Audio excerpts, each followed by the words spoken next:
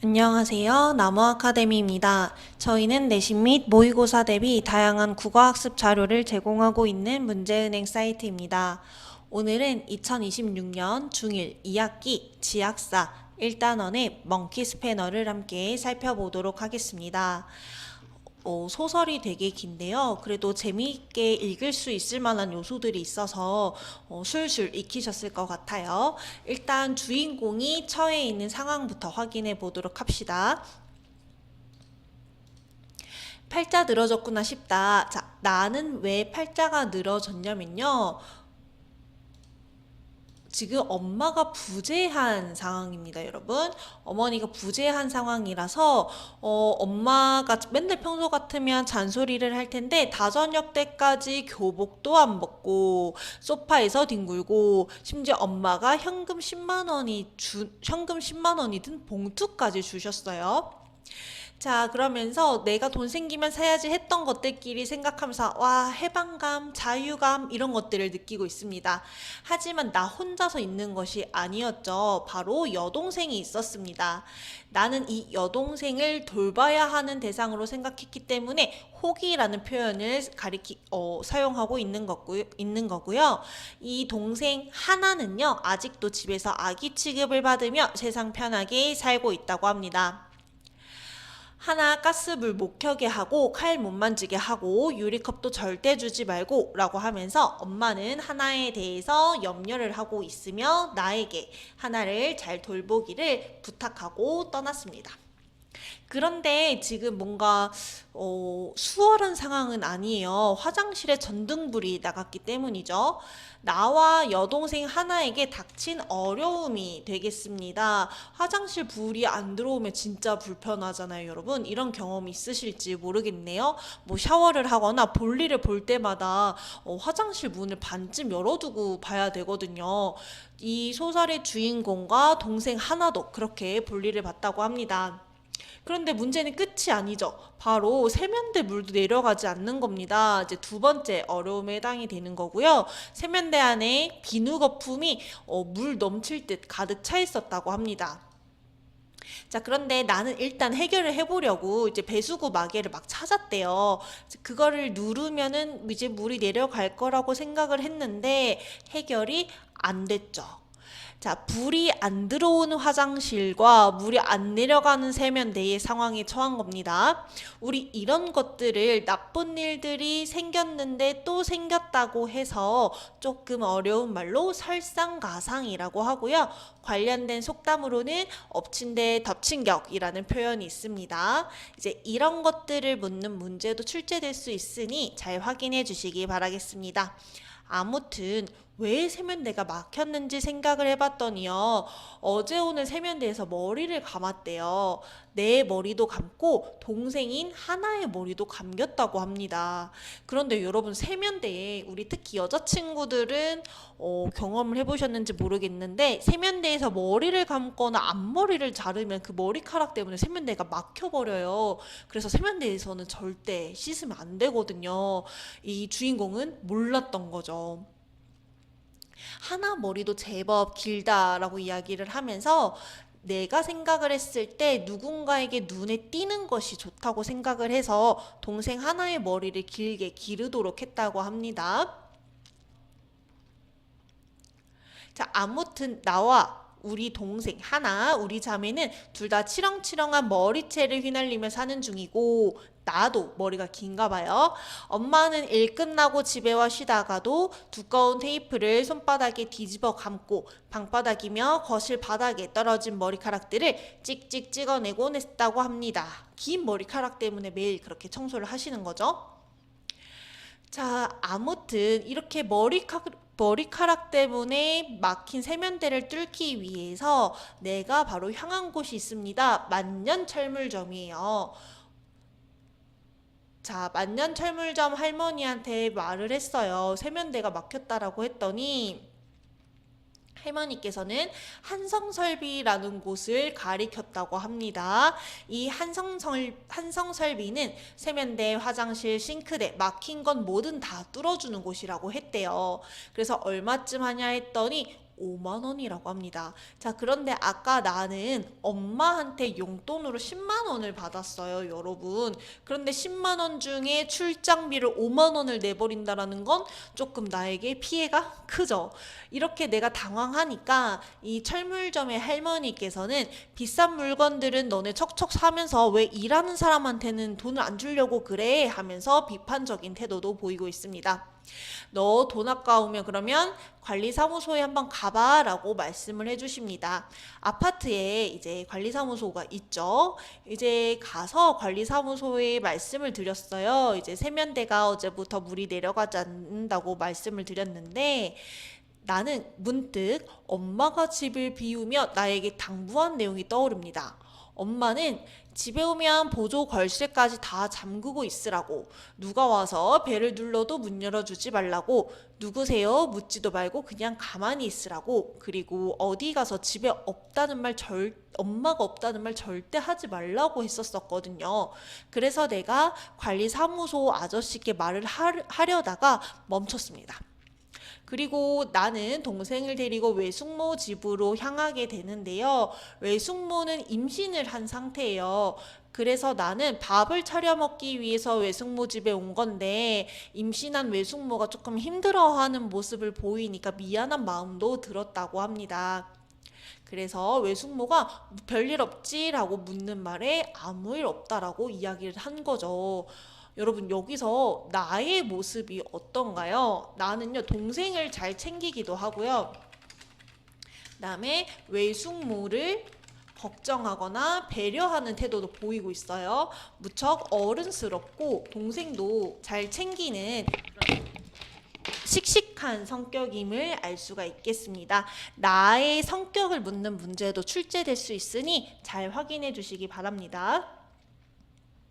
자, 그런데 이제 나는요, 동생이 계속 걱정하는 모습을 보니까 내가 해결해야 되겠다라고 마음을 먹습니다.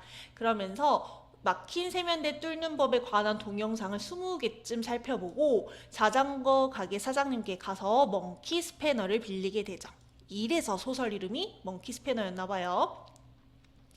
자, 멍키 스패너를 이용해서 배수관에 이런 너트를 풀자 검고 축축한 덩어리, 이것은 바로 나와 하나가 머리를 감으면서 만들어진 머리카락 덩어리를 말하는 거겠죠. 이런 것들이 나왔대요. 자, 그러면서 이게 너무 보기가 안 좋으니까 동생을 배려하려고 하나야 나가 있어 라고 말은 하지만 이 조그만 하나도 의리가 있어서 휴대전화 손전등을 켜고 세면대 아래를 환하게 비춰줬다고 합니다. 그 다음에 이런 머리카락들을 다 빼고 원래 모습대로 끼워 맞췄더니 세면대가 이전처럼 완벽하게 물이 잘 내려가게 되었어요. 고친 거죠. 그쵸? 그렇다면 여러분, 내가 스스로 어른의 도움 없이 이런 세면대를 고쳤다는 것에서 무엇을 느낄 수가 있겠어요? 성취감도 느낄 수 있을 거고 자신감도 느낄 수 있을 거고 뭔가 성장했다라는 느낌도 얻을 수 있을 겁니다. 자, 나는 이런 내가 느꼈던 성취감과 자신감을 바탕으로 아까 화장실에 전등도 나갔었죠. 그 전구를 가려고도 하고 있습니다. 자, 그러면서 하나 목욕도 시켜주고 있고요. 정말 다정한 언니네요. 그쵸? 자, 엄마가 전화가 왔을 때도 아무 일 없다라고 이야기를 합니다. 자, 잘했어 김한경, 자기 스스로에게 말을 하면서 웃음을 지으면서 소설이 마무리되고 있습니다. 그렇다면 저희는 관련 문제를 한번 풀어보도록 할게요. 네, 여러분 9번 문제를 한번 풀어보도록 하겠습니다. 학생 여러분들은 영상을 잠시 멈추시고 9번 문제를 스스로 풀어보시기 바랍니다.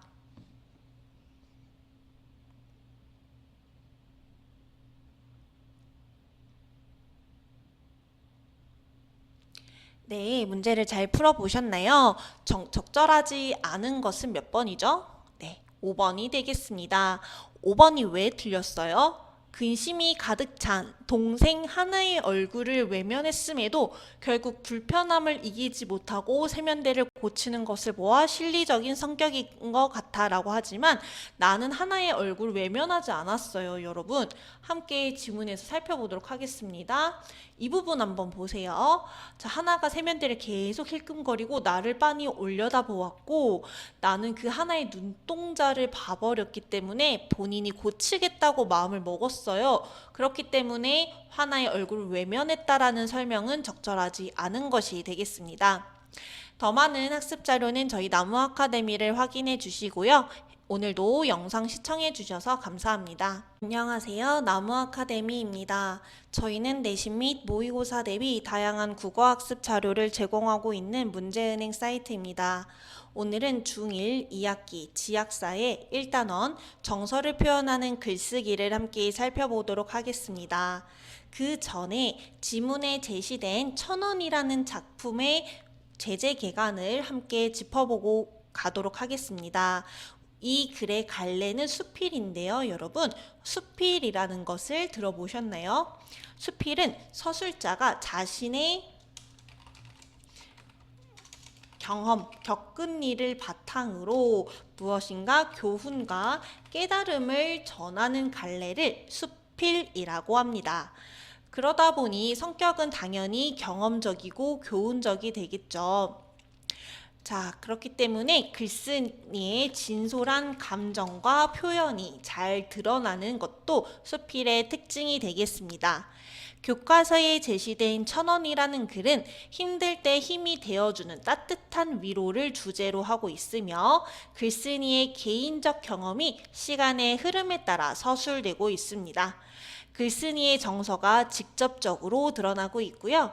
상징적인 소재를 통해서 주제의식을 드러내고 있는 글이 되겠습니다. 그렇다면 지문을 함께 살펴보도록 할게요.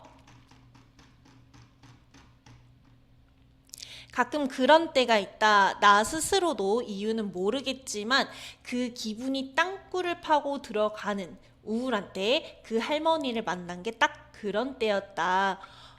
기분이 땅굴을 파고 들어간다라는 것은 내 기분이 진짜 아래로 계속 수직낙하하는 떨어지는 듯한 그런 기분을 표현한 말이 되겠습니다. 이 학생은 지금 무척 우울한 상황에 처했었나 봐요. 학교에서 무슨 일이 있었던 것도 아니고 온종일 반 애들이랑 웃고 떠들며 학교 생활 잘하고 집에 가던 길이었다. 평소보다 잠이 좀 부족하긴 했지만 그렇게 학교에서 집으로 걸어오는 길 이어폰에서 흘러나오는 음악을 들으며 터벅터벅 집으로 향하던 나는 갑자기 몸의 피곤함이 몇 배나 되는 것 같은 느낌을 받았다. 자, 그러면서 왠지 집에 가기 싫다는 삐딱한 마음과 집에 가고 싶다는 지친 마음 이런 것들이 자꾸 부딪혔대요. 자, 무엇인가 나의 기분이 이렇게 만든 뚜렷한 원인이 있었던 건 아니고요. 그냥 이유 없이 우울한 날이 된 거예요, 여러분. 그런 날이 있을 수 있죠. 피곤하고 지친 데다가 반쯤 잠에 취해 몽롱했다. 우울한 걸 넘어서 이유 없이 짜증이 날 지경이었지만 졸린 탓에 나 스스로도 무슨 생각을 하는지도 모르는 상태였다. 누군가 내 손발에 족쇄를 채워놓은 것 같다. 무언가 되게 무겁고 억압받는 느낌, 뭔가 우울한 느낌을 엄청 느끼고 있는 것 같습니다. 내가 이렇게 멍하게 우울하게 앉아 있으니까 눈앞으로 할머니 두 분이 지나가셨는데 한 분이 보라색 잠바를 입고 계셨고 다른 한 분은 잘 기억이 나지 않았다고 해요. 그런데 다른 한 할머니께서 보라색 잠바를 입은 할머니께 그냥 가던 길 가자며 팔을 잡아 끄셨다고 합니다. 자, 보라색 잠바를 입은 할머니는 뭔가 나를 봐서 그러셨는지 걸음을 멈췄다고 한 상황인 거죠. 몽롱한 정신으로 아무 생각 없이 두 분을 쳐다보고 있었는데 갑자기 그분들이 걸음을 돌려 나에게 다가오셨다. 자, 보라색 잠바를 입은 할머니께서 학생하며 나를 부르시더니 주머니에서 꼬깃꼬깃 접은 1,000원짜리 지폐를 주셨다고 해요. 여러분, 이 1,000원이요. 그냥 단순한 돈의 의미가 아닌 거죠. 할머니와 나는 전혀 모르는 사이인데 내가 힘이 없어 앉아있는 모습이 그냥 안타깝고 위로를 전하고 싶으니까 뭐라도 주신 거죠. 이 1,000원은 뭔가 위로, 할머니의 따뜻한 마음을 상징하는 그런 소재가 되겠습니다. 이걸로 맛있는 것 사 먹으라는 할머니의 말씀을 들으면서 나는 이 돈을 돌려드려야 되겠다고 생각이 들었대요. 그런데 할머니께서는 딱 글쓴이만한 손녀가 있으시다면서 그냥 받으라고 하셨답니다. 자, 내가 너무 막 힘든 상황에서 누군가가 나한테 그렇게 위로를 갑자기 예상치 못하게 해주면 마음이 울컥하고 찡해질 수 있죠. 우리 이런 것들에서 그 작가의 이 서술 글쓴이의 정서가 직접적으로 제시되어 있는 것을 확인할 수가 있겠네요. 여전히 조금은 멍한 정신에 찡한 마음에 그리고 더 거절하는 것은 예의에 어긋날 것 같다는 생각에 나는 결국 그 돈을 받았고요. 사람들이 시선이 막 신경 쓰여서 막 펑펑 울지는 못했지만 무언가 마음이 울컥해서 조금씩 눈물을 닦았다고 합니다. 할머니께 감사한 마음만으로는 설명되지 않는 순간 울컥하는 느낌이 있었고 지쳐있는데 위로받는 기분이 들었다고 합니다. 힘내라는 말 같은 것보다 훨씬 따뜻한 거요. 할머니께는 죄송하지만 그 1,000원으로 맛있는 걸 사 먹진 않았고요. 힘들 때 보고 힘낼 거라고 고이 넣어둔 1,000원은 이것을 간직했나 봐요. 내가 미래에 또 힘든 상황에 처했을 때 위로를 받기 위해서 간직을 했었나 봅니다. 지금도 내 방 책장 위 지갑 안에 있다. 가끔 아무것도 하기 싫고 뻗어버릴 것 같을 때 그 지갑을 가만히 손에 쥐어보며 힘을 낸다라고 하면서 자기가 1,000원을 고이 간직한 이유까지 마지막에 제시되어 있네요. 어렵지는 않은 글이 되겠습니다. 자, 이렇게 1,000원을 함께 살펴봤는데 이 글은 글쓴이의 경험과 정서가 잘 나타나 있어요. 경험은 어떠한 것들이 제시되어 있죠? 내가 힘들고 우울한 상황에 있었는데 전혀 모르는 길 가는 할머니에게 위로를 받은 경험이 제시되어 있고요. 그쵸? 어떠한 정서를 느꼈나요? 뭔가 고마움과 동시에 울컥함, 따뜻함 이러한 것들을 느끼고 있는 거죠. 그래서 이 학생처럼 경험과 정서를 담은 글을 쓰려면요. 감동을 느꼈거나 깨달음을 얻었던 경험을 떠올려서 글감으로 삼는 것이 좋고요. 경험의 내용과 어떠한 경험을 했는지와 그때의 생각과 느낌을 최대한 진솔하게 표현하는 것이 좋습니다. 그러면 이러한 글을 쓰게 되면요. 자신이 겪은 일과 그때의 느낌을 오래 기억할 수 있고 글을 쓰면서 자신을 되돌아보게 되잖아요. 스스로를 발전시키는 데도 도움이 될 수 있고요. 읽는 사람들도 감동과 즐거움을 느낄 수 있겠죠. 그렇다면 정서를 표현하는 글쓰기의 과정도 함께 확인해 보도록 하겠습니다. 여러분, 이 부분은 암기가 필요한 부분이 되겠습니다. 함께 보도록 할게요. 먼저 경험을 선정해야 되는데요. 일반적인 경험이 아니라 뭔가 나에게 의미가 있는 경험을 떠올려 보면 좋습니다. 그 다음에 이러한 경험을 자세하게 적어줘야 되기 때문에 구체적으로 정리하는 단계를 거쳐야 되고요. 이때는 6하 원칙에 따라서 정리하는 것이 좋겠습니다. 그 다음은 개요를 작성해야 되고요. 처음, 중간, 끝의 구성에 따라서 글의 내용을 조직하게 됩니다. 글에 이렇게 개요를 조직하게 되면 글을 조금 더 매끄럽게 쓸 수가 있어요. 이러한 개요를 바탕으로 글로 표현하면 좋고요. 이것을 바로 이제 남들과 공유하는 것이 아니라 평가하고 고쳐쓰기 하는 단계를 거쳐야 되죠. 이렇게 완성된 글을 친구들과 나누어 읽고 의견을 나누면 좋을 것 같습니다. 그렇다면 저희는 관련 문제를 풀어보도록 할게요. 저희는 문제를 2개 풀어보도록 하겠습니다. 첫 번째로 2번 문제 풀어볼게요. 이와 같은 글을 쓸 때 유의할 점으로 적절하지 않는 것은, 이와 같은 글은 정서를 표현하는 글이 되겠죠. 자, 적절하지 않은 것을 우리 학생 여러분들은 영상을 잠시 멈추시고 풀어보시기 바랍니다.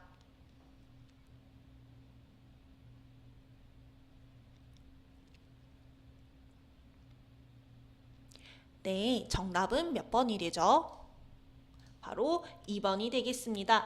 내용을 조금 꾸미거나 과장하면 안 돼요. 우리는 정서를 진솔하게 표현하는 것이 목적이잖아요. 그쵸? 무조건 독자의 흥미를 위해서 없는 내용을 지어내거나 과장하는 것은 적절하지 않습니다. 다음으로는 5번 문제를 풀어보도록 하겠습니다. 이 글에 나가 1,000원을 쓰지 않는 이유로 적절한 것은, 한번 풀어보시기 바랍니다.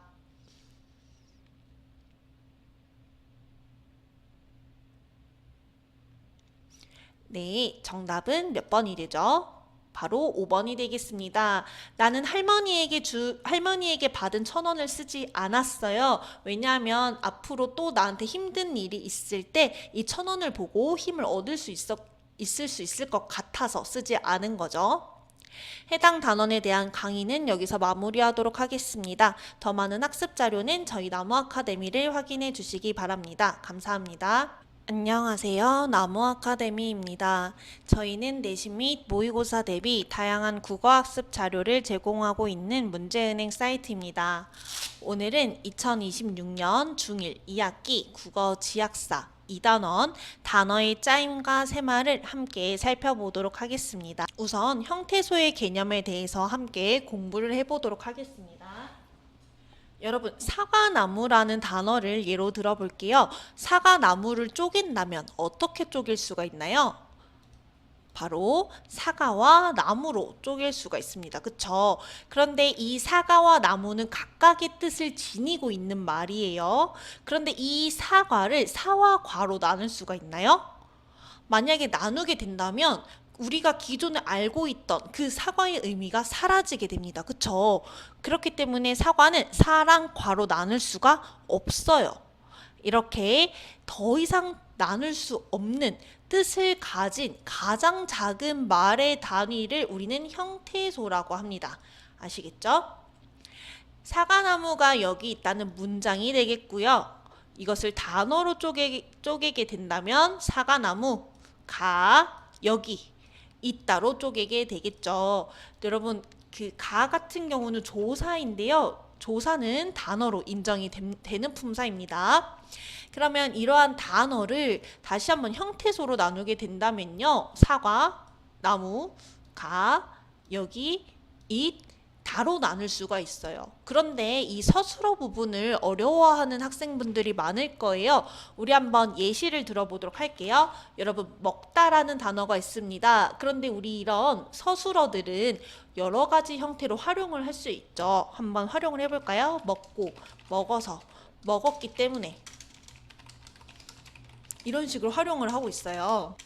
때문 뭐 이런 식으로 적어볼게요. 이때 뜻이 있는 부분은 답니까 먹입니까? 바로 먹이에요. 그런데 형태소는 아까 뜻을 가진 가장 작은 말의 단위라고 설명을 드렸죠.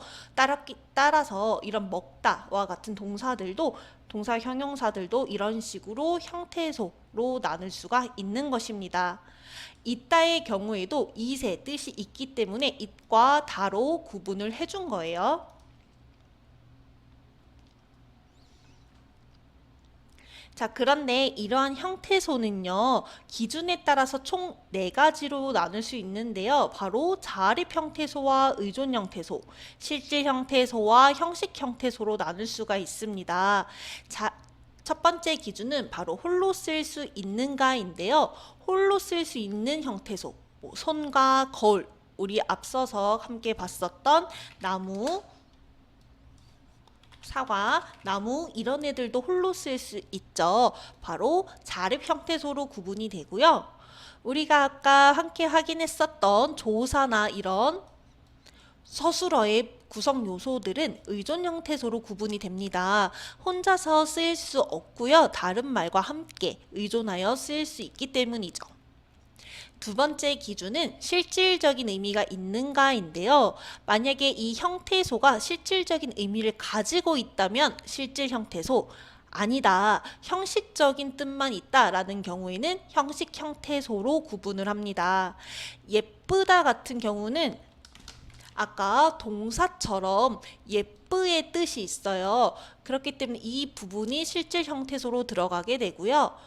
이 단은 아무런 의미가 없이 그냥 예쁘다랑 결합만 되어 있는 상태이기 때문에 문법적 의미를 나타내는 형식 형태소로 구분이 되는 것입니다. 그 다음은 단어의 짜임을 함께 살펴보도록 할게요. 사과는 하나의 어근으로 이루어져 있는데요. 어근은 실질적인 의미를 가진 부분을 의미를 합니다. 자, 하나의 어근으로만 이루어진 것을 단일어라고 하고요. 어근과 어근, 실질적인 의미, 실질적인 의미가 있는 것끼리 합쳐진 단어를 합성어라고 합니다. 그런데 어근이라고 하긴 조금 애매하고요. 특정한 의미만 살짝 첨가해주는 애들이 있는데 우리 그런 것을 접사라고 해요. 이 접사와 아까 설명드렸던 어근이 붙어서 만들어진 단어는 파생어라고 합니다. 아시겠죠? 이때 이 접사는 어근의 뒤에 붙을 수도 있고 어근의 앞에 붙을 수도 있는데 어근의 앞에 붙는 애들은 우리 접두사라고 하고요. 어근의 뒤에 붙는 접사들을 우리는 접미사라고 합니다. 이것도 알아주시기 바랍니다.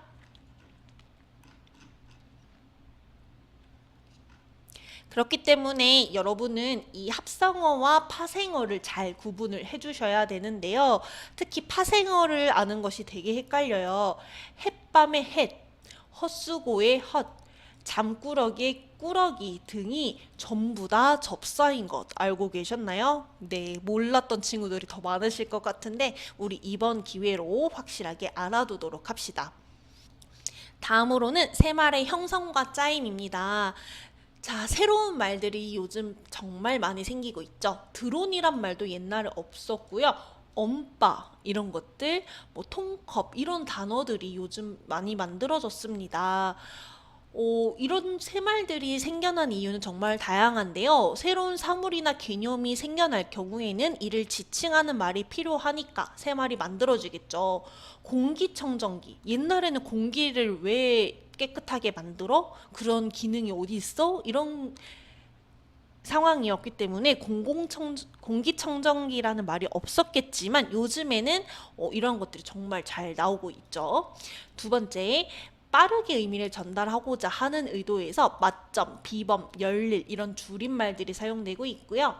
외국에서 온 말을 쉬운 우리말로 바꾸자 하려고 이제 손전화, 댓글과 같은 새말이 만들어졌습니다. 자, 어근과 어근 이런 것들을 합성어라고 아까 설명을 드렸는데 이런 합성어의 구조를 취하고 있는 새말도 있고요. 어근과 접사가 합쳐진 파생어의 구조를 취하고 있는 새말도 있습니다. 누리꾼과 같은 것들이 이에 해당이 되고요. 혼자서 밥을 먹으면 혼밥이라고 하죠. 문장 자체를 줄여버리는 새말이 되겠습니다. 그렇다면 저희는 관련 문제를 한번 풀어보도록 할게요. 저희는 10번 문제를 풀어보도록 하겠습니다. 다음 단어들을 파생어와 합성어로 나눈 것으로 적절한 것은 학생 여러분들은 영상을 잠시 멈추시고 10번 문제를 스스로 풀어보시기 바랍니다.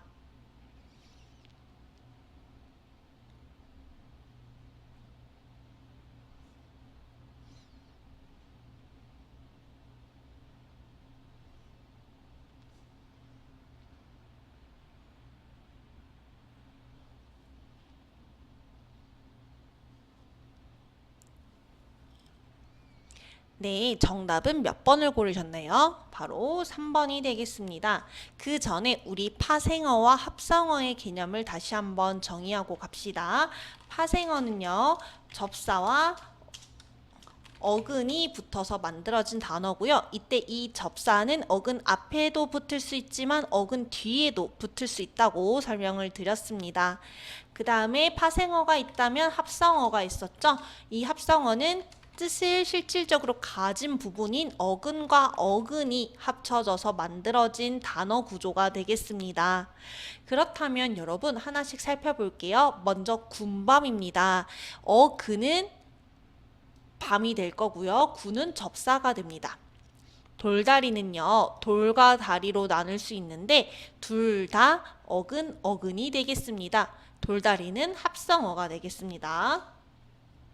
그 다음에 물고기는요, 어떻게 나눌 수 있나요? 네, 물과 고기로 나눌 수 있는데요. 물도 어근, 고기도 어근이죠. 합성어네요. 그 다음에 덧니는요, 네, 여러분 너무 어렵죠? 이래서 제가 아까 접사를 잘 알아둬야 된다라고 한 게요. 덧니에는요, 덧 플러스 니로 되어 있는데 이 덧이 바로 접사가 됩니다. 그렇기 때문에 덧니는 파생어예요.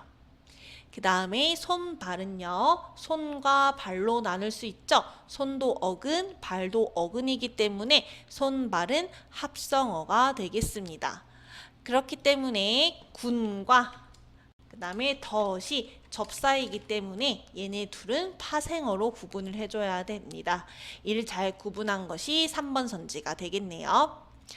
해당 단원에 대한 더 많은 학습 자료는 저희 나무 아카데미에서 확인하실 수 있고요. 오늘도 영상 시청해 주셔서 감사합니다. 안녕하세요. 나무 아카데미입니다. 저희는 내신 및 모의고사 대비 다양한 국어학습 자료를 제공하고 있는 문제은행 사이트입니다. 오늘은 중1 2학기 지약사 2단원의 어휘의 양상과 쓰임을 함께 살펴보도록 하겠습니다. 어떤 특정 기준을 바탕으로 어휘들을 어떻게 구분할 수 있는지, 어떠한 상황에서 쓰이고 있는지를 공부하게 될 텐데요. 일단 가장 큰 세 가지 기준으로 이번 단원에서는 바로 세대, 나이를 말하는 거죠. 세대와 그 다음에 분야, 매체 이렇게 세 가지 기준을 바탕으로 어휘의 양상을 함께 살펴볼 거예요. 먼저 세대부터 살펴보도록 합시다. 만화를 함께 읽어볼게요. 할머니께서는 어떻게 결혼하시게 되었어요? 했더니 할머니는 내 혼인 이야기가 궁금해 라고 하고 있죠. 혼인이라는 단어 여러분 실제 말로 이제 뱉어보신 적 있나요? 없죠. 잘 안 쓰죠? 그리고 소시적에 너희 할아버지가 나를 마음에 두고 있었단다. 나도 알고 있었지. 나를 보는 눈빛이 달랐으니까 라고 이야기하십니다. 소시적이라는 단어도 이제 어른들이 잘 쓰는 단어고요.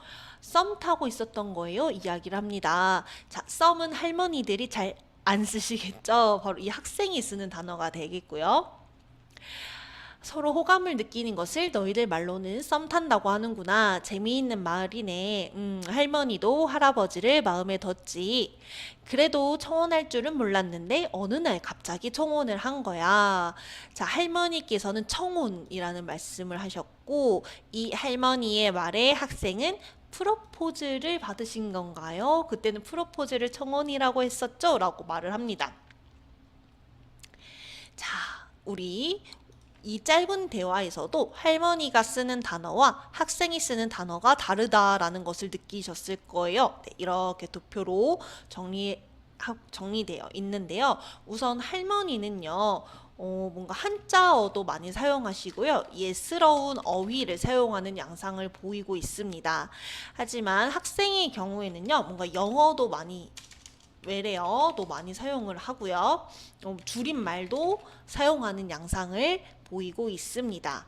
그렇다면 할머니와 이 학생, 손녀가 왜 다른 어휘를 쓰는 걸까요? 살아온 생활 환경이 달라서, 그리고 결혼 풍습이 달라져서 세상이 변해서 이러한 이유들이 있겠죠.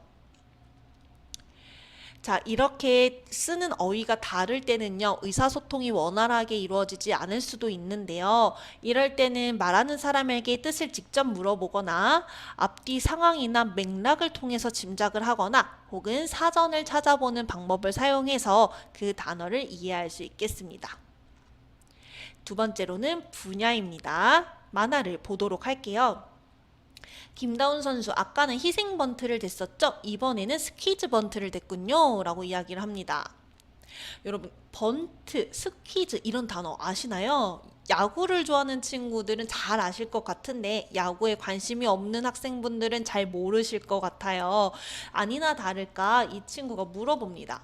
형, 번트를 대다가 무슨 뜻이야? 라고 했더니 형이 번트를 대다라는 건 야구 방망이를 일부러 공에 살짝만 갖다 대서 공이 천천히 구르게 하는 거야 라고 이야기를 하죠. 그랬더니 동생은 다 똑같이 공을 친 건데 그냥 공을 쳤다고 하면 안 돼? 희생 번트, 스퀴즈 번트 너무 어려워 라고 이야기를 하니 형은 야구에서는 공을 어떻게 치느냐가 중요하니까 공을 치는 방법이나 결과에 따라 다르게 부르는 거지 라고 이야기를 합니다. 자, 그런데 한번 여러분 번트라는 단어를 안 쓰고 동생의 요구처럼 쉬운 말로 다 쓰게 된다면 해설이 지금 무슨 선수 야구 방망이를 일부러 공에 살짝만 갖다 대서 공을 일부러 천천히 구르게 하셨는데요 라고 굳이 길게 설명을 해야 돼요. 하지만 번트를 댔습니다 라고 하면 간단하고 효율적이게 표현을 할 수 있죠. 이게 바로 분야에 따른 어휘의 양상을 잘 보여주는 사례가 되겠습니다. 효율성을 높이기 위해서 이런 전문어를 사용을 하는 거죠. 자, 이렇게 전문 어휘를 사용하는 이유를 함께 정리를 해봅시다. 의미를 정확하게 드러내기 위해. 그 다음에 특히 야구 같은 경우는 공을 어떻게 치느냐가 중요하다 보니 치는 방법에 따라서 개념을 구분해서 부르기 위해 이러한 이유로 이런 단어들을 쓰는 거고요. 그 외에도 의학이나 법률, 요리 이런 곳에서 전문적인 어휘들이 많이 사용됩니다. 그 전문 분야가 발전함에 따라서 새로운 용어가 생겨나거나 그 뜻을 명확하고 세분하게 하기 위해서 해당 분야 사람들끼리 서로 정확하게 의사소통하기 위해서 이러한 전문어들을 사용하는 거죠. 그런데 여러분 이런 특정 분야의 어휘를 그냥 그 전문 분야에서 일하고 있는 사람이 아닌 다른 사람에게 사용을 한다면 어떠한 문제점이 발생할까요? 이해하지 못하는 거겠죠. 예를 들어서 의사들끼리 무슨 수액 놔주세요. 어떤 환자의 증상에 관한 전문적인 용어를 사용했는데 이런 전문적인 용어를 환자의 보호자한테 이야기할 경우 환자의 보호자는 이해를 전혀 하지 못할 거예요. 그렇기 때문에 상황을 고려해서 전문어를 쉽게 풀어 말하는 것도 필요합니다. 세 번째로는 매체별로 어휘의 양상을 살펴보도록 할게요. 스마트폰 채팅인 것 같아요. 왼쪽에 있는 훈이라는 친구가 신나는 여름이란 영화 봤어? 라고 이야기를 했더니 이응 키읔이라고 하죠. 봤다라는 뜻이죠. 그쵸? 그런데 이거를 오키를 이렇게 초성만 적은 것 같아요. 왜 이렇게 적은 걸까요, 여러분? 빨리 효율적으로 말하기 위해서. 그쵸? 그랬더니 훈이라는 친구가 노잼 했더니 니은 노노 아니 재밌다란 뜻입니다. 그랬더니 주말에 보러 가야지. 오른쪽 친구는 강추 갓띵작이라고 이야기를 합니다. 그리고 유유 열공이라는 표현도 쓰고 있죠. 이게 바로 매체에 최적화된 의사소통 방식인 건데요.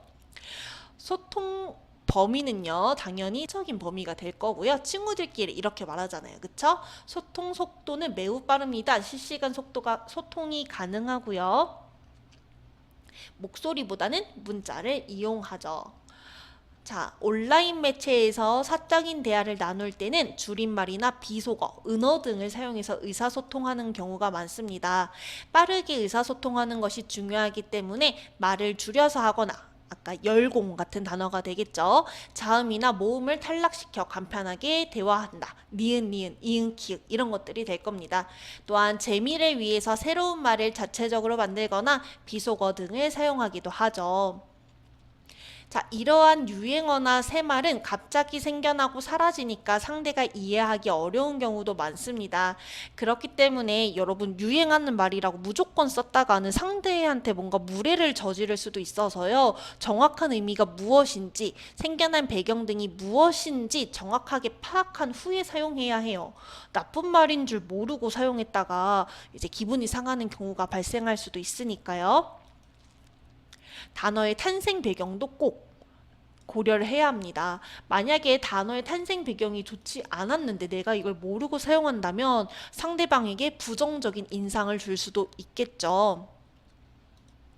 이제 추가적으로 어휘의 변이와 팽창도 짚어보도록 하겠습니다. 어휘의 변이는 같은 대상이나 개념을 서로 다른 어휘로 표현하는 현상을 의미하고요. 어휘의 팽창은요, 어휘의 양 자체가 늘어나는 현상을 가리킵니다. 이 두 가지 개념을 구분해서 이해해 주시기 바라겠고요. 어휘의 변이와 팽창은요, 세대에 따라서 다른 어휘를 사용하다 보니까 변이와 팽창이 발생하고요. 전문 분야가 늘어나고 세분화되면서도 발생을 합니다. 또한 매체가 다양하게 발달하면서 매체에 최적화된 어휘를 쓰다 보니 이런 변이와 팽창이 발생하게 되는 것이죠. 저희는 기출문제를 풀어보도록 하겠습니다. 6번 문제를 풀어볼게요. 이 대화가 이루어진 매체의 특성에 대한 설명으로 적절하지 않은 것은, 이 화면 크기상 이미지를 다 보여드리지 못하는데 바로 이 스마트폰 대화를 바탕으로 6번 문제를 풀어주시면 되겠습니다. 영상을 잠시 멈추시고 문제를 풀어보시기 바랍니다.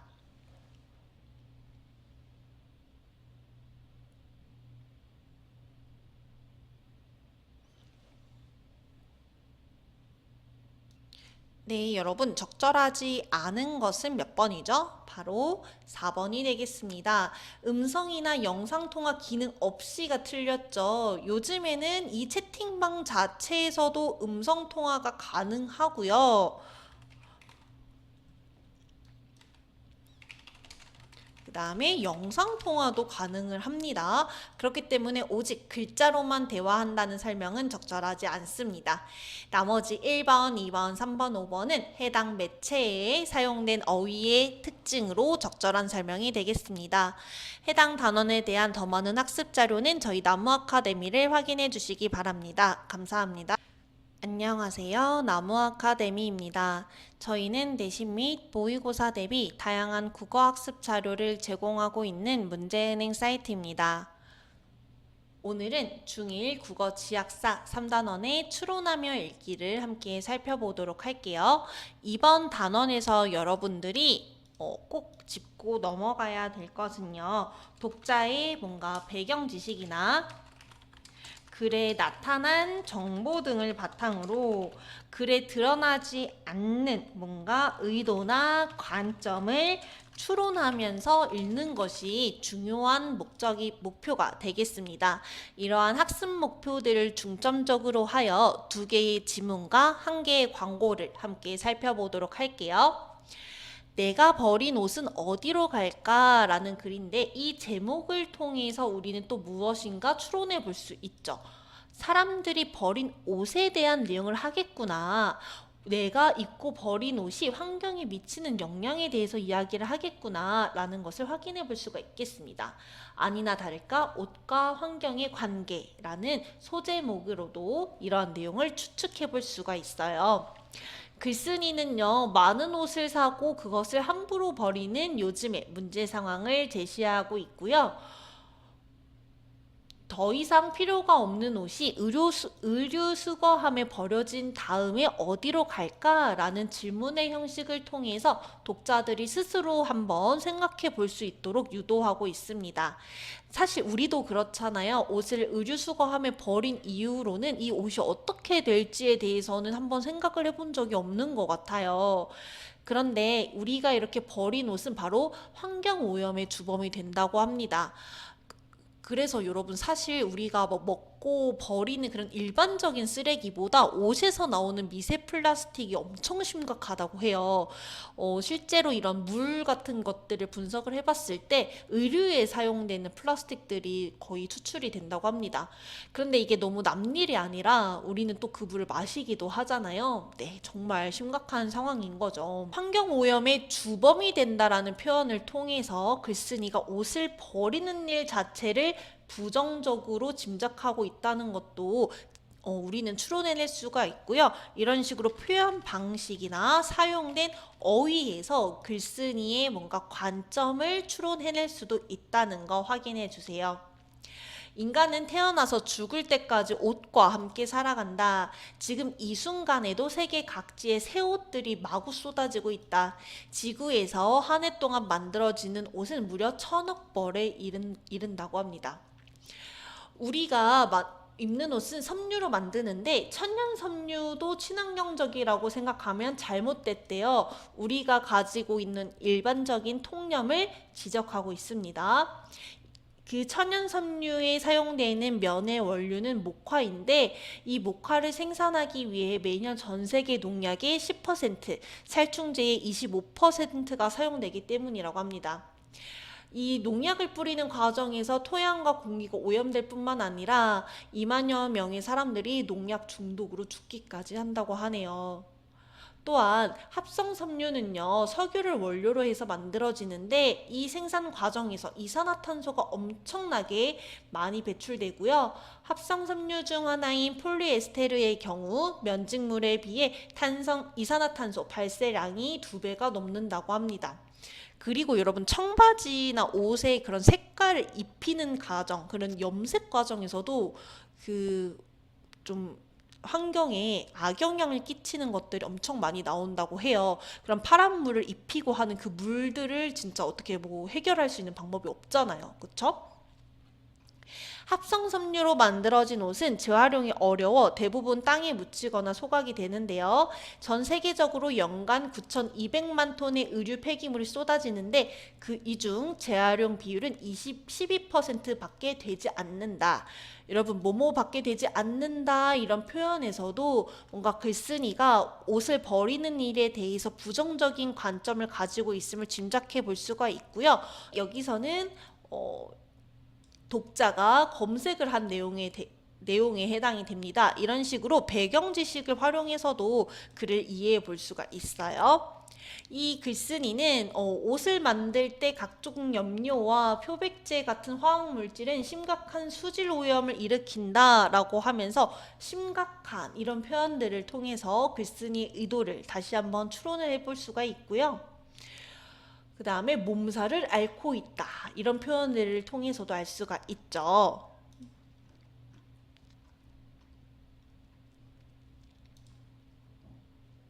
친환경이 해결책. 자, 의류산업이 환경에 미치는 악영향이 알려지면서 의류회사들의 고민도 늘고 있다. 의류회사들은 친환경 섬유, 재활용 섬유로 만든 옷과 신발, 가방 등을 앞다투어 생산해내고 있는데요. 이제 의류산업이 환경에 악영향을 미친다는 비판을 피하기 위해서 이러한 것들을 하는 거겠죠. 네, 이런 첫 번째 문단에서 이러한 의도들을 추론해내고 있고요. 이렇게 만들어진 옷은 정말 친환경적일까라고 하면서 여전히 한계가 있다라는 것을 제시하고 있습니다. 그리고 미세 플라스틱, 아까 제가 설명드렸던 개념이네요. 이러한 것들이 바다로 흘러들어가 동물의 몸속에 쌓이고 결국 우리 식탁으로 돌아오는 악순환을 만든다라고 이야기를 하고 독자는 미세 플라스틱의 문제점을 스스로 검색해 보기도 합니다. 마지막 문단입니다. 옷을 사기 전에 그 구매가 우리 사회와 환경에 어떠한 영향을 미칠지 한 번쯤 생각해 보아야 한다. 옷뿐만 아니라 다른 물건을 살 때에도 환경을 생각하는 소비자가 많아져야 한다. 라고 하면서 글쓴이의 주장을 여기서 이야기하고 있네요. 우리는 주장을 파악해 볼 수가 있어요. 두 번째 질문입니다. 실속 만점 편의점 도시락 조금이라도 건강하게 먹으려면 이야기인데요. 이 제목을 통해서 편의점 도시락을 먹는 방법에 대해서 이야기를 하겠구나 라는 것을 짐작해 볼 수가 있어요. 앞서 글과 같이 요즘 사람들의 상황, 편의점 도시락의 수요가 늘어나게 된 이유를 제시하고 있고요. 한국소비자원의 조사 결과를 제시하면서 또다시 내용의 신뢰성을 주고 있습니다.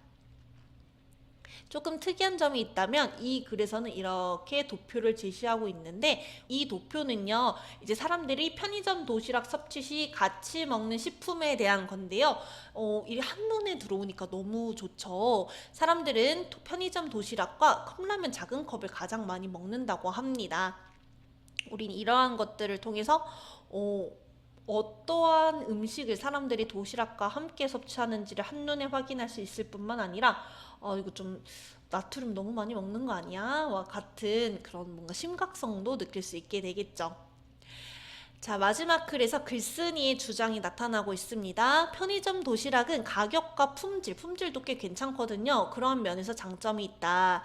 하지만 편의점 도시락을 자주 섭취할 경우 영양의 불균형이 생길 수도 있으니 영양 성분 보충 방법도 고려하며 먹어야 한다라고 하면서 글 마지막 부분에 자신의 주장을 당부하고 있습니다. 마지막 광고입니다. 가시돋친 선인장이 있고요. 뭔가 풍선 모양 같기도 하네요. 자, 가는 톡이 도와야 오는 톡도 곱지라고 이야기를 합니다.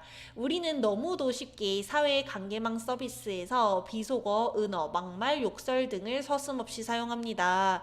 이런 비속어, 은어, 막말, 욕설과 같은 나쁜 말들을 가시에 비유한 것이죠. 그쵸?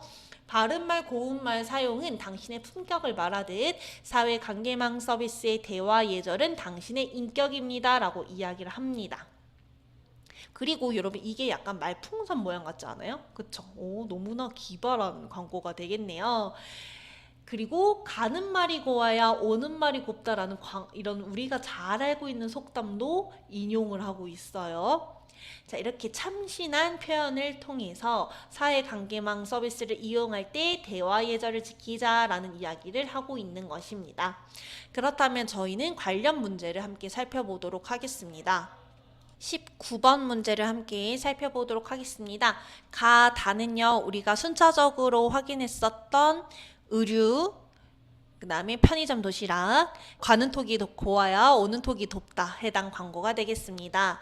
학생 여러분들은 영상을 잠시 멈추시고 풀어보시길 바랍니다.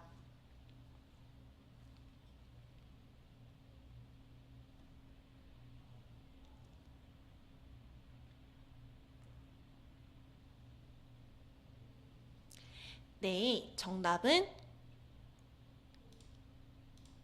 2번이 되겠습니다. 추론하면서 글을 읽게 되면 글을 정확하고 깊이 있게 이해하게 되겠죠. 겉으로 제시된 정보만 읽는 게 아니니까요. 그리고 5번 선지도 함께 보도록 하겠습니다. 능동적으로 글을 읽게 되지만 비판적 사고는 하기 힘들다라고 하는데요. 추론하면서 읽게 되면 글쓴이의 관점은 뭐지? 글쓴이의 관점이 타당한가? 해당 자료는 믿을 수 있는가? 라는 생각을 하게 됩니다. 능동적이고 비판적 사고 둘 다 가능하게 됩니다.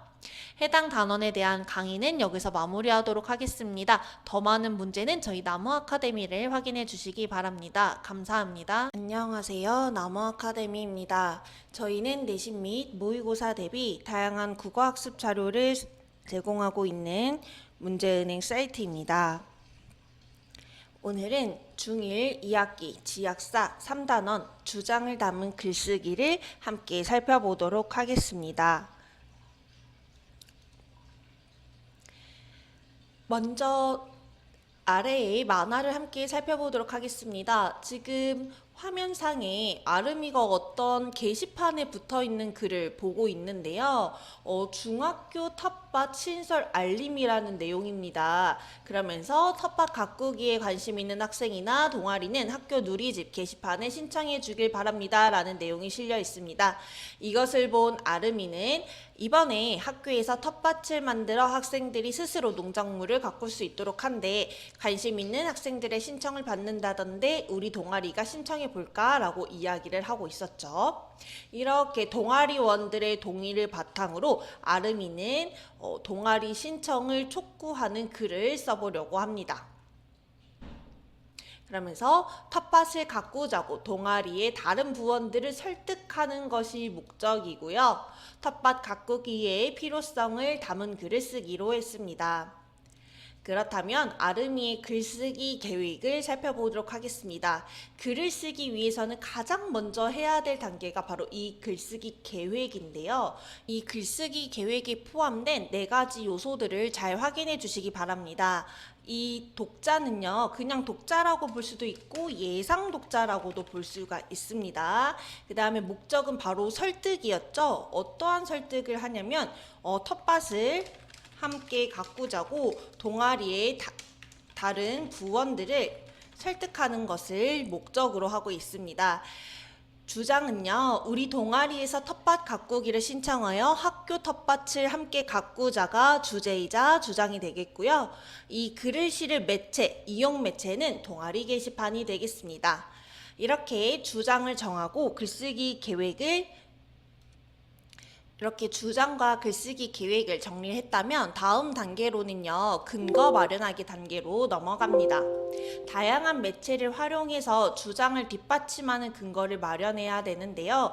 자료 1은요, KBS 뉴스가 되겠고요. 자료 2는 농촌진흥청 누리집이 되겠습니다. 두 자료 모두 출처가 명확한 신뢰성이 있는 자료인데요. 자료 1은 학교 텃밭 확대, 생태 교육의 장이라고 하면서 학교 텃밭의 뭔가 장점을 이야기하고 있고요.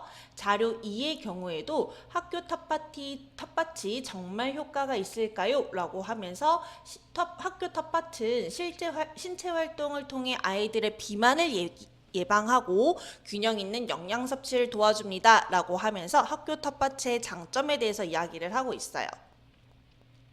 그 다음에 자료 3과 자료 4도 제시가 되고 있고요.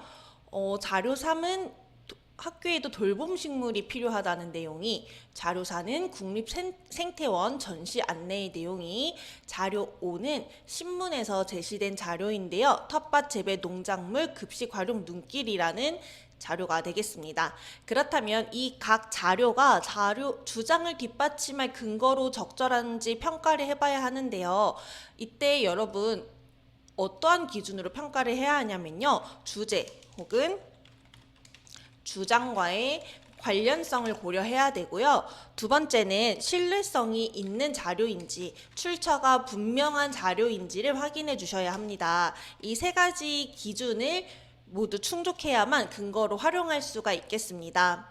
자료 1의 경우에는 텃밭 가꾸기가 즐거운 활동이라는 근거가 되기 때문에 적절하다고 평가를 했고요. 마찬가지로 자료 2의 경우에도 텃밭을 가꾸면 신체 건강에 도움이 된다는 내용이기 때문에 적절한 자료가 되겠습니다.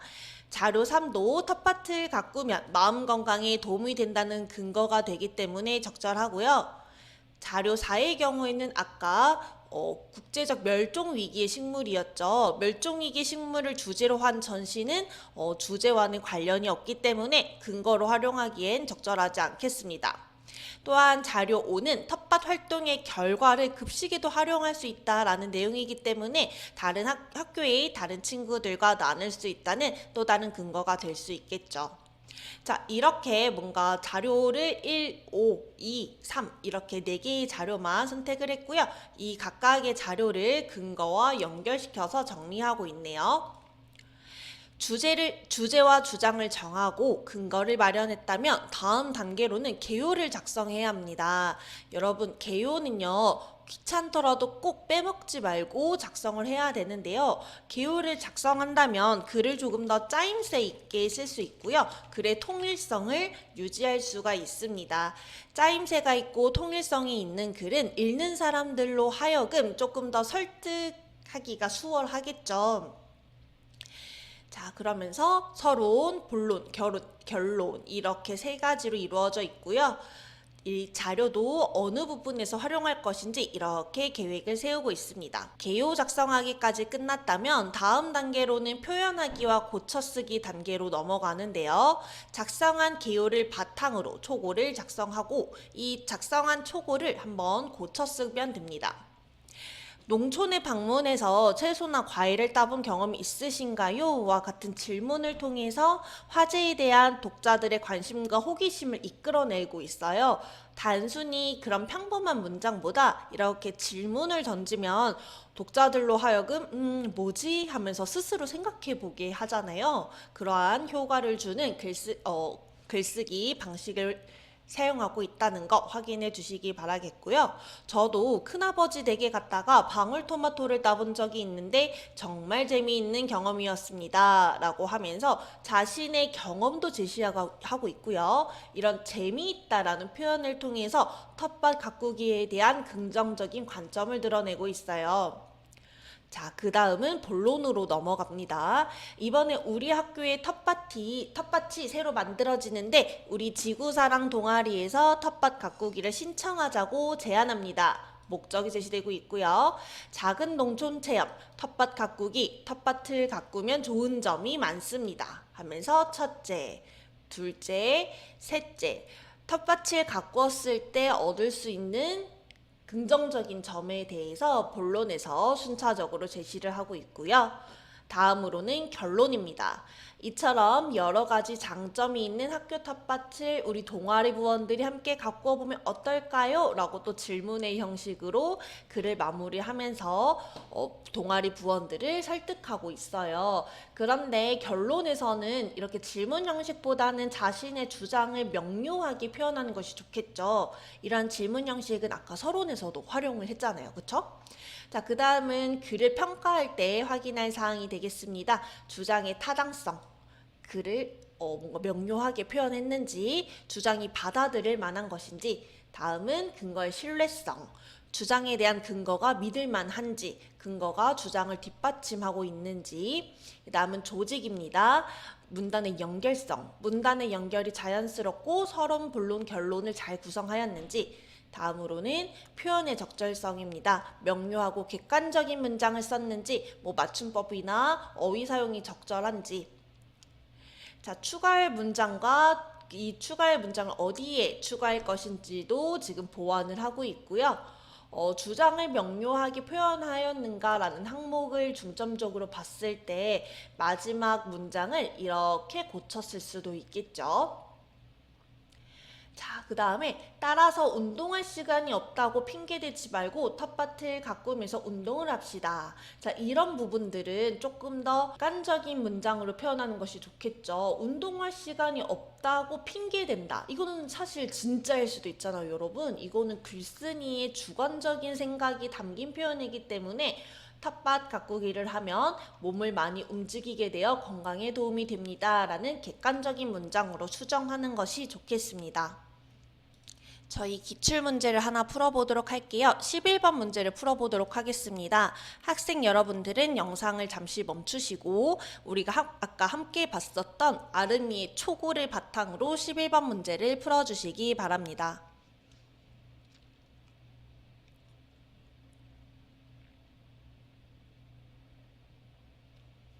네, 문제를 잘 풀어보셨나요? 함께 확인해 보도록 할게요. 우선 1번 서론을 의문문으로 시작하여 독자의 관심을 이끌어내고 있다. 이 부분에 대한 설명이죠? 맞는 말이고요. 2번 서론에 글쓴이의 경험을 제시하여 텃밭 가꾸기에 대한 긍정적인 관점이 드러난다. 자기도 큰아버지 댁에 갔다가 토마토를 따본 적이 있는데 재밌는 경험이라고 이야기하고 있었죠. 3번 서론에 이 글을 쓴 목적이 나타난다. 이 부분이 목적이 되겠습니다. 4번 본론에 객관적이고 타당한 근거를 들어 주장을 뒷받침하고 있다. 자, 첫째, 둘째, 셋째 이 부분이 바로 본론이 되는데요, 여러분.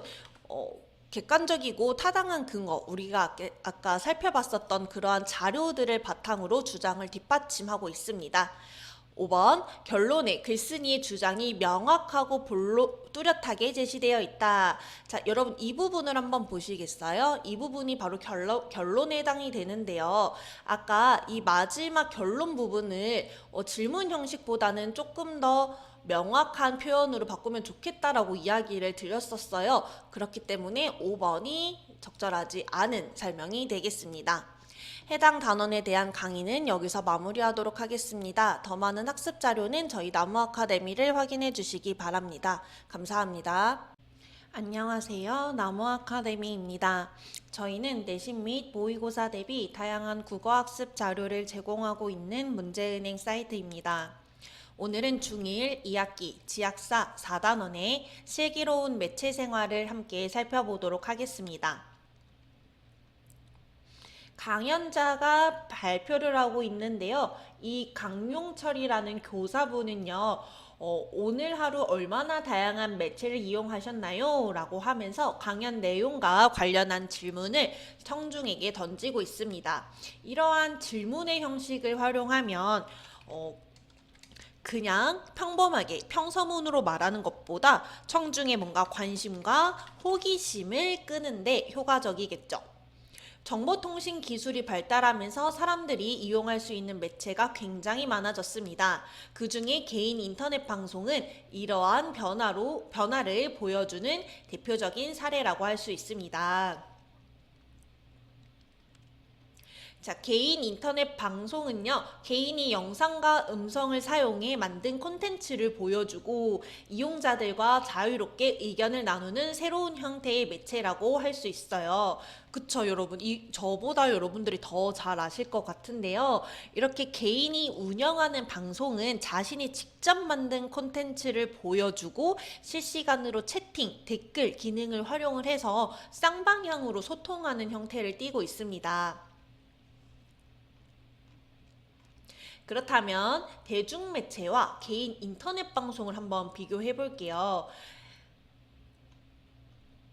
우선 방송을 만드는 사람 기준에서 파악을 해봅시다. 그 전에 대중매체에는 무엇이 있는지 한번 짚고 가겠습니다. 대중매체는 텔레비전, 라디오, 신문, 우리가 알고 있는 이제 고전적인 매체들을 대중매체라고 하는데요. 이러한 것들이 어디서 만들어지나요, 여러분? 그냥 개인이 텔레비전 방송을 만들 순 없죠. 당연히 방송국, 신문사, 언론사, 회사 등 조직이나 집단, 큰 규모로 만드는 것이 대중매체가 되겠습니다. 하지만 개인 인터넷 방송은요, 여러분들도 만들 수 있어요. 개인이나 단체들 누구나 만들 수 있다는 것이 특징이죠. 그렇다면 방송 내용과 주제도 한번 살펴보도록 하겠습니다. 여러분 텔레비전을 한번 생각해 볼게요. 텔레비전에 같은 경우는 주말 드라마를 이제 가족 혹은 친척 다 같이 모여서 보지 않나요? 그쵸? 일반 대중에게 혹은 많은 대중에게 전하죠. 많은 사람들에게 전달할 필요가 있는 보편적인 내용을 방송해요. 보편적인 방송이라는 거는 이제 일반적인 내용, 누구나 이해하고 누구나 공감할 수 있는 내용.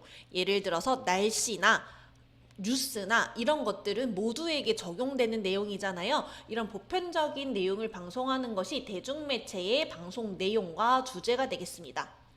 하지만 개인 인터넷 방송에서는요, 이러한 주제들이 조금 더 세분화되어 있어요. 음악, 영화, 요리, 운동 등 하나의 카테고리를 정해서 취미와 관심사를 주로 다루죠. 그렇다면 방송 제작과 전달 속도도 해보도록 하겠습니다. 대중매체는요, 아까 방송사랑 신문사에서 만든다고 했어요. 방송을 만드는데 시간이 많이 걸리고요. 제작 후에는 텔레비전, 라디오 등을 통해서 신속하게 전달하는 것이 특징입니다. 하지만 개인 인터넷 방송은 아까 개인도 만들 수 있다고 설명드렸죠. 비교적 짧은 시간 안에 방송 내용을 만들어서 인터넷에 올릴 수 있습니다. 그렇다면 방송에 대한 책임의 크기를 한번 살펴보도록 할게요. 대중매체는 많은 사람에게 전달되므로 내용에 관한 책임이 매우 큽니다.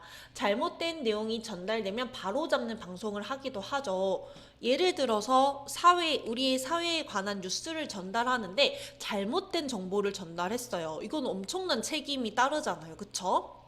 하지만 개인 인터넷 방송은요, 소수의 사람, 자신과 뭔가 취향이나 관심사가 일치하는 그런 시청자들, 소수의 사람에게만 전달되는 경우가 많으므로 내용에 관한 책임이 비교적 적죠. 그렇다면 수익, 이익의 구조는 어떻게 되고 있는지 보도록 할게요. 여러분, 우리는 수신료라는 것을 납부합니다. 그리고 이 수신료로 대중매체 방송이 만들어지고요. 회사가 내는 광고비나 정부의 지원금으로 대중매체가 수익을 얻습니다. 하지만 개인 인터넷 방송은 방송 조회수나 구독자의 수에 따라서 수익이 달라지죠. 그렇다면 방송 제작자와 이용자의 소통 방식도 확인해 보도록 할게요. 대중매체는 주로 일방적으로 방송을 하고, 일방향적으로 그냥 정보를 일방적으로 전달을 합니다. 시청자가 말을 하고 싶은 게 있어도 게시판이나 시청자위원회 등을 통해서 의견을 전달해요. 따라서 뭔가 실시간의 성격이 조금 적죠. 물론 요즘에는 뭔가 실시간 채팅 기능을, 댓글 기능을 활용하는 텔레비전 방송도 나오고 있기는 하지만요. 일단 보편적인 특징으로는 뭔가 실시간 소통이 불가능하다 정도로 알아주시면 되겠습니다. 하지만 개인 인터넷 방송은요, 방송 제작자와 이용자들이 쌍방향으로 자유롭고 활발하게 의사소통을 하죠. 이것도 차이점이 될 수 있겠습니다.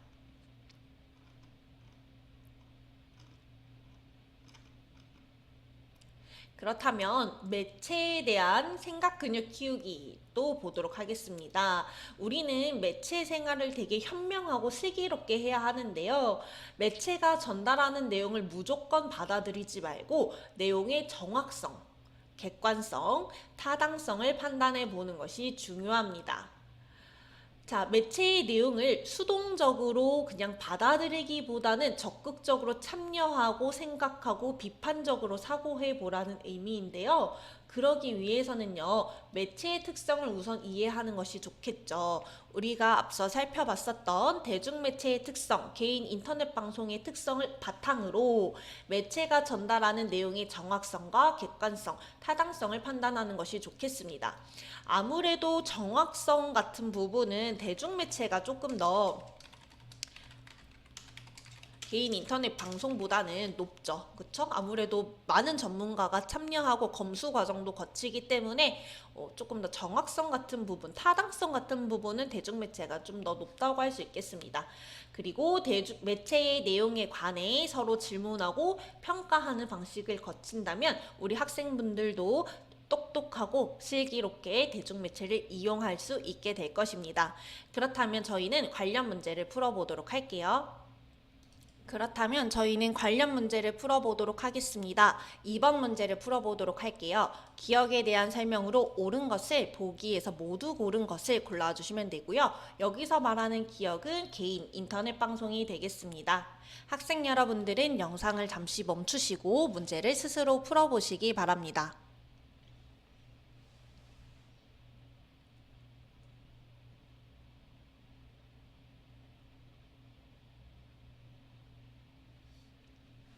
네, 문제를 잘 풀어보셨나요? 정답은 1번이 되겠습니다. 기억부터 살펴볼게요. 이용자들과 자유롭게 의견을 나누는 새로운 형태의 매체이다 라고 되어 있는데 이 부분이 기억의 정답 근거가 되겠죠. 니은 개인이 영상과 음성을 사용하여 만든 콘텐츠를 기반으로 한다. 이 부분이 니은에 해당하는 설명이 되겠습니다. 디귿입니다. 정보통신 기술의 발달로 등장했으며 불특정 다수에게 대량의 정보를 전달하는 것을 목표로 한다.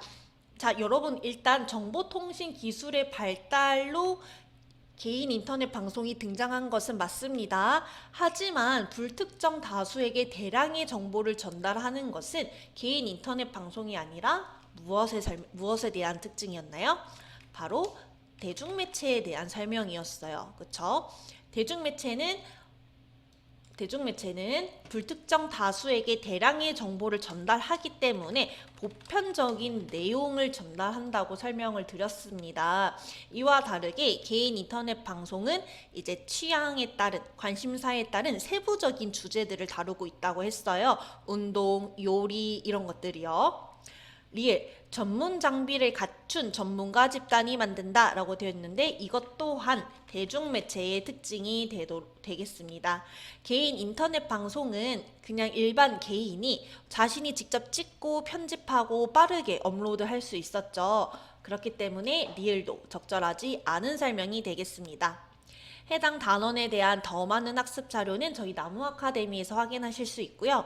오늘도 영상 시청해 주셔서 감사합니다. 안녕하세요. 나무 아카데미입니다. 저희는 내신 및 모의고사 대비 다양한 국어학습 자료를 제공하고 있는 문제은행 사이트입니다. 오늘은 중1 2학기 지약사 4단원의 토의로 문제 해결하기를 함께 살펴보도록 하겠습니다. 해당 단원에 들어가기에 앞서 이 단원에서 중점적으로 학습하게 될 토의와 우리가 알고 있는 토론을 한번 비교해서 살펴보도록 할게요. 우선 토의의 목적은 정보, 의견, 사실교환을 통한 문제 해결 방안을 모색하는 거고요. 토론은 주장과 설득을 통한 의견 일치를 모색한다는 점에서 차이점을 갖습니다. 토의는요, 어떠한 문제를 해결하려는 것이 목적이지만 토론은 자신의 주장과 의견으로 상대를 설득하려고 하는 것이 목적이라는 말이에요. 토의 같은 경우는 여러 사람이 문제 해결을 위한 다양한 주장을 제시하지만 토론은 찬성과 반대 두 가지 주장으로 나타납니다. 참여자 간 관계를 살펴보도록 하겠습니다. 토의는 공동의 문제를 해결하기 때문에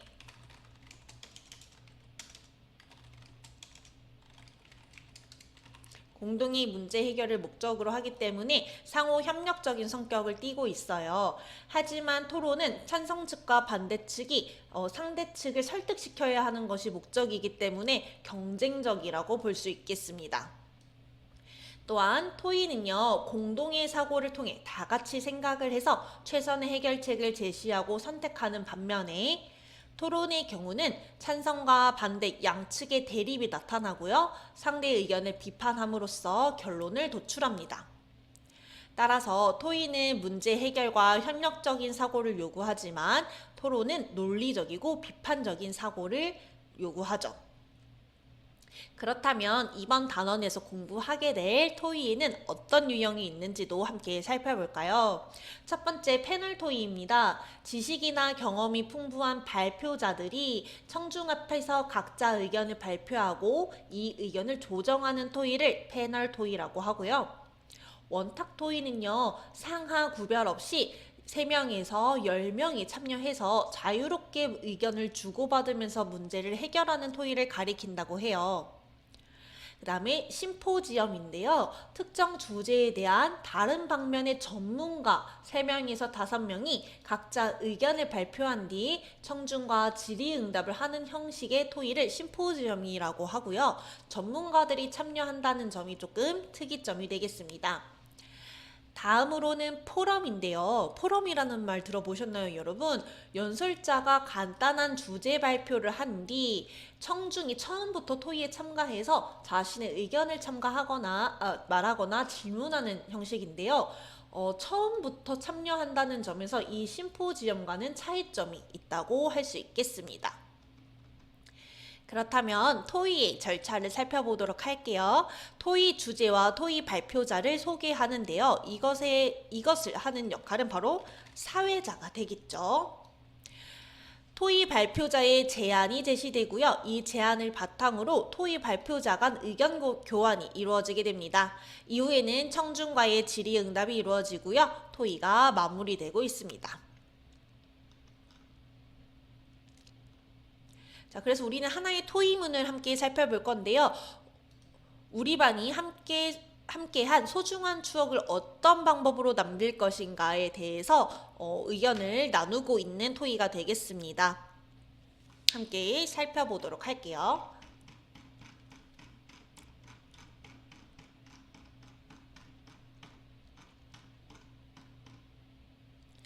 자, 현선회반이 토의를 준비하면서 작성한 회의록이 되겠고요. 토의 주제를 정하고 토의 절차를 정하고 역할을 분담한 후에 의견의 적절성을 판단하는 기준을 정한 이후에 발표할 의견과 뒷받침하는 이유를 마련하는 것이 토의 준비하기 단계에서 해야 될 일이 되겠습니다. 그래서 이렇게 친구들도 정리를 했었죠. 토의 절차도 정리를 하고 있고요. 토의 주제도 이야기를 하고 있고 역할 분담도 잘 했네요. 토의의 역할에는 사회자, 토의자, 청중으로 이루어진다는 것도 확인해 주시기 바랍니다. 그리고 적절성을 판단하는 기준도 친구들이 함께 정했네요. 자, 그렇다면 정보를 찾은 이후에 이것을 바탕으로 자신의 의견을 정리하는 것이 좋겠죠. 의견과 이유도 마련을 하고요. 토의가 시작되었습니다. 박현서라는 사회자 학생이요. 토의 주제를 제시하고 있고요. 토의 순서는 다음과 같습니다. 라고 하면서 토의 순서도 안내하고 있어요. 그러면 윤정은, 임진호, 최나훈 학생의 역할을 최나훈 학생의 순서로 발표해 주시기 바랍니다. 라고 하면서 토의자의 발언 순서까지도 알려주고 있습니다. 여러분, 이렇게 사회자의 역할, 토의자의 역할, 청중의 역할을 묻는 문제도 해당 단원에서 충분히 출제될 수 있는 내용이에요. 각 역할을 맡은 학생들이 어떠한 일들을 하고 있는지를 확인해 주시기 바라겠습니다. 이제 토의자들이 이야기를 나누고 있죠. 자신의 의견과 그 다음에 이유를 차례대로 나열하고 있고요. 이 윤정은, 임진호, 최나훈 학생의 의견과 의견 제시 이유도 잘 연결해 두시기 바라겠습니다. 이 친구들의 의견 제시 후에 물병, 시낭송 동영상, 면담 동영상 이렇게 세 가지 의견이 제시되었는데요. 자신의 의견을 제시한 이후에는 서로의 의견을 검토하게 됩니다. 그러면서 비용 측면에서도 문제점을 검토하는 부분을 확인할 수 있고, 그런데 정은이는 지금 상대의 말을 끊고 있어요. 토의 예절에 어긋납니다. 이런 부분을 묻는 문제도 출제될 수 있겠죠. 하고 타당성을 판단해서 협력적으로 의견을 수용하고 있어요. 돈을 모은다면 부담이 될 수 있으면 동영상을 만들어 공유하는 것이 더 좋다라면서 일부 수용하고 있습니다. 그 다음에 면담은 시간 측면에서 문제점이 있다는 것을 이야기를 하고 있고요. 최나훈 학생은 이런 면담의 시간적 문제에 대한 대안도 제시하고 있습니다. 이런 식으로 서로의 의견을 검토하고 이제 대안을 제시하고 어떠한 부분은 괜찮은지 어떠한 부분은 조금 문제점이 있는지를 서로 의견을 공유하고 있는 단계가 돼요. 그런데 임진호 학생 같은 경우는 눈살을 찌푸리며 짜증 섞인 목소리로 말하는 부분도 있었어요. 우리는 토의를 통해서 공동의 문제를 해결하려고 하는데 이러한 태도를 보이면 토의가 원활하게 이루어지지 않겠죠. 그러니까 사회자가 지금 주의를 주고 있습니다. 상대방의 말을 끊거나 존중하지 않는 표정과 말투를 드러내지 않도록 주의해 주시기 바랍니다. 라고 하면서 토의자들의 토의 태도도 중재해 주고 있어요. 또한 다른 의견이 없는지, 그 다음에 어떻게 의견이 모아지고 있는지도 토의 내용을 정리하는 것으로 사회자의 역할로 볼 수 있겠습니다. 토의를 이렇게 나눈 이후에는요, 청중의 질문이나 의견을 듣고요. 토의자들은 토의 내용을 경청하면서 질문할 내용을 정리한 후에 토의자들에게 질문을 하면 됩니다. 자, 이런 식으로 사회자는요, 최종 의견 모인 것을 토의 결과를 정리해 주고요. 다음 토의의 주제도 제시해야 합니다. 그리고 토의 종료 선언도 사회자의 역할이 되겠습니다. 그렇다면 저희는 7번 문제를 풀어보도록 하겠습니다. 보기를 토의와 토론의 특징으로 바르게 분류한 것을 골라주시면 되겠습니다. 학생 여러분들은 영상을 잠시 멈추시고 7번 문제를 풀어주시기 바랍니다.